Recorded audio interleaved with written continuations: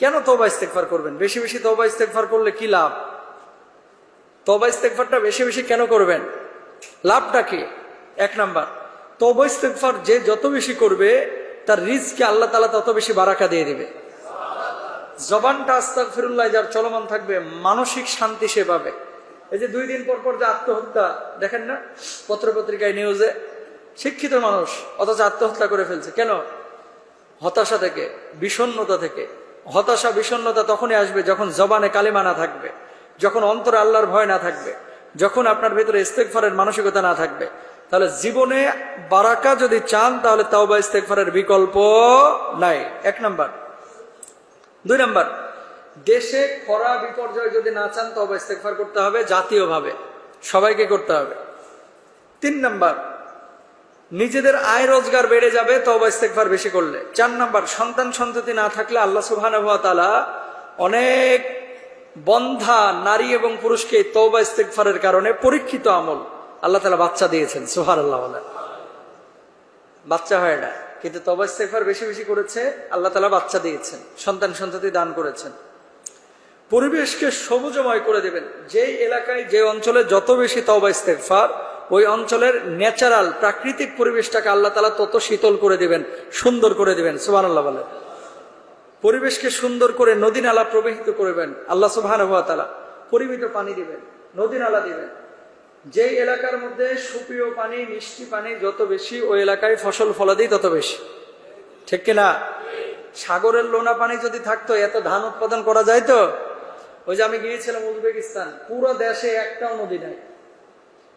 পৃথিবীতে এরকম কিছু দেশ আছে যেখানে কোনো কি নাই, নদী নাই, কোনো নদী নাই, একেবারে শুষ্ক, এবং সাগরও নাই, সমুদ্রও নাই। এজন্য জাহাজে উজবেকিস্তানে কোনো পণ্য নেওয়া যায় না, মানে আশপাশে কোনো সাগরও নাই। তো এরা বুঝে আসলে পানির কদরটা কি। তো এরকম যদি তওবা ইস্তেগফার বেশি বেশি করেন তাহলে আল্লাহ তাআলা এই সমস্ত ক্ষেত্রে রিজিকেও বারাকা দিয়ে দিবেন ইনশাআল্লাহ বলেন। প্রিয় ভাইরা আমার, পাপ 2 ধরনের। একটা পাপ হচ্ছে প্রকাশ্যে করেন আপনি, আর একটা পাপ হচ্ছে আপনি গোপনে করেন। কিছু বন্ধু বান্ধব আছে পাপ করার পরে এটাকে আবার খুব ক্রেডিট নিয়ে বন্ধুদের সাথে শেয়ার করে, দোস্ত কালকে তো দিয়েছি, দোস্ত কালকে তো ঘটনা ঘটায় দিয়েছি, দোস্ত কালকে তো অমুক করছি তমুক করছি। বিশেষ করে এই রমজান মাসে পাপ গোপনেও করবেন না, প্রকাশ্যেও করবেন না। অন্য সময় পাপ করলে এক ধরনের অন্যায়, আর এই সময় পাপ করলে আরো বেশি অন্যায়, ঠিক না? কেন?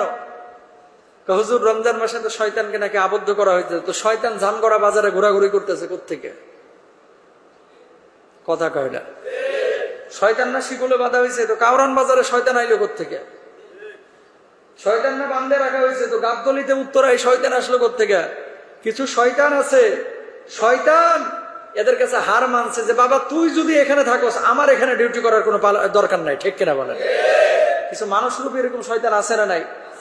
এই যে রমজান মাস চলতেছে, খেয়াল করেন, তরমুজের মধ্যে রং ঢুকানো শুরু করছে।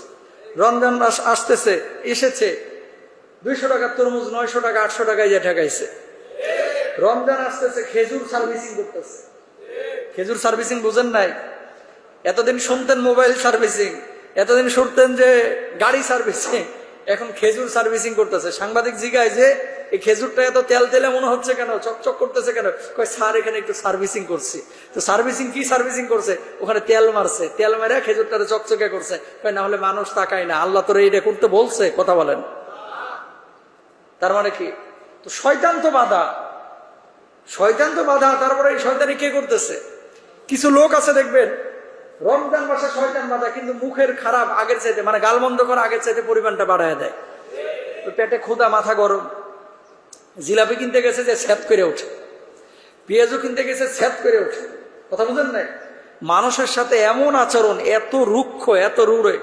এজন্য রাসূল সাল্লাল্লাহু আলাইহি ওয়াসাল্লাম বলেছেন, রুব্বা সাইমিন লাইসা মিন সিয়ামিহি ইল্লাল জু'। এমন কিছু রোজাদার আছে যাদের রোজা রাখা না রাখা সমান, এদের খালি না খায়া থাকাই হয়। এই রোজা দিয়ে তারা আল্লাহর কাছ থেকে কোনো প্রতিদান পায় না। তারা কারা?